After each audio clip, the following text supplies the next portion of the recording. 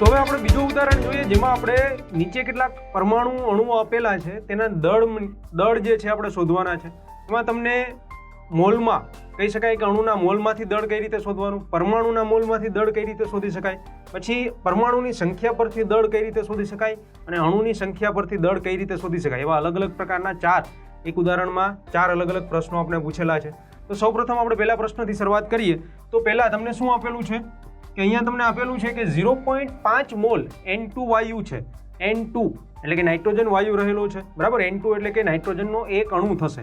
હવે અહીંયા જો આનું આપણે અણુના જે મોલ છે એમાંથી આપણે દળ શોધવું હોય તો આપણે આગળ મોલ સંખ્યા માટે આપણે જોયું હતું કે આપેલા દળના છેદમાં મોલર દળ એ સૂત્ર હતું. તો અહીંયા તમને દળ નથી આપેલું પણ મોલની સંખ્યા આપેલી છે. તો દળ શોધવું હોય તો કહી શકાય કે દળ ઇઝ ઇક્વલ ટુ મોલની સંખ્યા ગુણ્યા મોલર દળ. એ રીતે તમે દળ જે છે શોધી શકો છો. તો અહીંયા આપણે લખી શકીએ કે અહીંયા આના માટે દળ આપણે શોધવું હોય તો દળ ઇઝ ઇક્વલ ટુ શું આવશે, મોલર દળ ગુણાકારમાં મોલની સંખ્યા. તો સૂત્ર થશે તમારું મોલર દળ ગુણાકારમાં મોલની સંખ્યા, બરાબર. હવે મોલની સંખ્યા તો તમને આપેલી છે 0.5 પણ મોલર દળ કેટલું થશે તો N એટલે કે નાઇટ્રોજન માટેનું પરમાણુય દળ 14 છે પણ તમને અહીંયા N2 આપેલું છે એટલે કે અણુ આપેલો છે. તો 14 ને આપણે 2 વડે ગુણવા પડશે તો એનું મોલર દળ થશે 28 અને મોલની સંખ્યા થશે 0.5. તો અહીંયા આપણે લખી શકીએ કે મોલર દળ N2 છે એટલે કે 2 ગુણાકારમાં 14 અને એના ગુણાકારમાં મોલની સંખ્યા આપેલી છે 0.5, બરાબર. તો અહીંયા 14 દૂન 28 ગુણ્યા 0.5 એટલે આપણે લખી શકીએ કે આન્સર તમને મળશે 14G. એ તમારા 0.5 મોલ ધરાવતા N2 વાયુનું દળ થશે 14 ગ્રામ, બરાબર. અને આના જેવું જ ઉદાહરણ પણ પરમાણુની દ્રષ્ટિએ તમને આપેલું છે. ઉદાહરણ નંબર અહીંયા જે ઉદાહરણમાં બીજો પ્રશ્ન પૂછેલો છે એમાં તમને 0.5 મોલ N પરમાણુ આપેલા છે એટલે કે આ પરમાણુના મોલમાંથી એનું જે દળ છે આપણે શોધવાનું છે. તો અહીંયા પણ બીજા માટે પણ આપણે જોઈએ તો બીજા માટે પણ જે સૂત્ર છે એ સેમ જ થશે. તો અહીંયા પણ આપણે દળ શોધવાનું છે. દળ ઇઝ ઇક્વલ ટુ કહી શકાય કે મોલર દળ ગુણાકારમાં મોલની સંખ્યા, બરાબર. તો અહીંયા મોલર દળ અહીંયા N2 હતું જ્યારે બીજામાં આપણે ખાલી N આપેલો છે એટલે કે નાઇટ્રોજન આપેલો છે. તો આપણે સિમ્પલી 1 ગુણ્યા 14 અને ગુણાકારમાં મોલની સંખ્યા કેટલી આપેલી છે 0.5 એટલે કે 14 ગુણ્યા 0.5 કરો એટલે 7 ગ્રામ જે દળ છે એ દળ તમને N પરમાણુ માટે મળી શકે છે, બરાબર. એ જ રીતે ત્રીજો પ્રશ્ન તમને પૂછ્યો છે જેમાં તમને શું આપેલું છે કે પરમાણુની સંખ્યા આપેલી છે અને સંખ્યામાંથી તમને દળ જે છે એ દળ શોધવાનું કીધું છે. તો હવે આપણે જે પરમાણુની સંખ્યા આપેલી છે એ સંખ્યા પરથી પહેલાં તો આપણે મોલની સંખ્યા શોધીએ અને મોલની સંખ્યા અને અહીંયા આગળ જે સૂત્ર ઉપયોગ કર્યો એનો ઉપયોગ કરીને આપણે એનું દળ છે શોધી શકીએ છીએ, બરાબર. તો અહીંયા આપણે જે ત્રીજો પ્રશ્ન તમને પૂછેલો છે તો તેમાં તમને પરમાણુની સંખ્યા N પરમાણુ એક જ પરમાણુ છે અને પરમાણુની સંખ્યા આપેલી છે. તો આપણે એના માટેનું સૂત્ર લખી શકીએ કે મોલની સંખ્યા ઇઝ ઇક્વલ ટુ આપેલ પરમાણુની સંખ્યા ના છેદમાં એવોગેડ્રો અંક.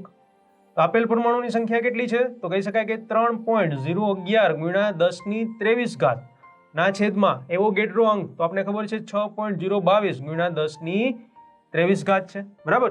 તો આનો તમે ભાગાકાર કરશો એટલે તમને આન્સર મળશે 0.5 જે થશે મોલની સંખ્યા. પણ હજુ આપણું અહીંયા ઉદાહરણ પૂરું નથી થયું. આપણે શોધવાનું શું કીધું છે તો આપણે કીધેલું છે કે દળ શોધો. તો હવે આપણે જે અહીંયા આગળ સૂત્ર યુઝ કર્યું કે દળ ઇઝ ઇક્વલ ટુ મોલર દળ ગુણ્યા મોલની સંખ્યા. તો આપણે પરમાણુની સંખ્યા પરથી મોલની સંખ્યા તો શોધી લીધી. હવે આપણે એ જે સૂત્ર છે એ સૂત્રનો ઉપયોગ કરશું એટલે કે અહીંયા લખી શકીએ કે દળ ઇઝ ઇક્વલ ટુ મોલર દળ ગુણાકારમાં મોલની સંખ્યા. તો મોલર દળ કેટલું થશે તમને અહીંયા ત્રીજા પ્રશ્નમાં ખાલી N પરમાણુ આપેલો છે. N પરમાણુ આપેલો છે એટલે આપણે સીધું લખી શકીએ 1 ગુણાકારમાં 14 ગુણાકારમાં 0.5 મોલની સંખ્યા આપણે ઉપર શોધી. તો 14 ગુણાકારમાં 0.5 આપણે લખીએ તો અહીંયા દળ કેટલું થશે 7 ગ્રામ જેટલું દળ છે એ તમને જોવા મળશે. એટલે કે જો તમારી પાસે 3.011 ગુણ્યા 1023 ઘાત N પરમાણુની સંખ્યા હોય તો એનું દળ કેટલું થશે 7 ગ્રામ જેટલું થશે. હવે આપણે જે ચોથો પ્રશ્ન છે એ જોઈએ કે જેમાં તમને 6.022 × 10⁻³ N2 અણુની સંખ્યા આપેલી છે. તો એમાં પણ આપણે અણુની સંખ્યા પરથી સૌપ્રથમ તો મોલની સંખ્યા શોધીશું અને ત્યારબાદ એ મોલની સંખ્યા અને મોલર દળનો ઉપયોગ કરીને આપણે દળ શોધીશું. તો હવે આપણે એનો ચોથો પ્રશ્ન આપેલો છે કે અણુની સંખ્યા પરથી દળ કઈ રીતે શોધી શકાય એના તરફ આગળ વધીએ. તો હવે ચોથા તરફ આગળ વધીએ, જેમાં કીધું છે કે 6.022 × 10⁻³ N2 અણુની સંખ્યા આપેલી છે અને એના પરથી એનું દળ શોધવાનું છે. બરાબર, તો આપણે અહીંયા પણ પહેલા તો મોલની સંખ્યા શોધીશું. તો કહી શકાય કે મોલની સંખ્યા ઇઝ ઇક્વલ ટુ આપેલ અણુની સંખ્યા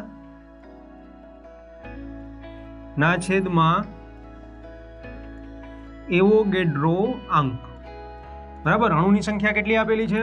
તો કહી શકાય 6.022 × 10⁻23 ના છેદમાં એવોગેડ્રો અંક 6.022 × 10⁻23 જ થશે. બરાબર, તો એના પરથી આપણે મોલની સંખ્યા શોધીશું. તો અહીંયા મોલની સંખ્યા તમને કેટલી મળશે? તો કહી શકાય કે આ બંને ઉડી જશે એટલે મોલની સંખ્યા મળશે 1. તો આપણે અહીંયા મોલની સંખ્યા મળી ગઈ. મોલની સંખ્યા ઇઝ ઇક્વલ ટુ 1 અને આ મોલની સંખ્યાનો ઉપયોગ કરીને આપણે એનું દળ શોધી શકીએ. તો આપણી પાસે સૂત્ર હતું દળ ઇઝ ઇક્વલ ટુ જે અણુ આપેલો છે એનું મોલર દળ ગુણાકારમાં એના મોલની સંખ્યા.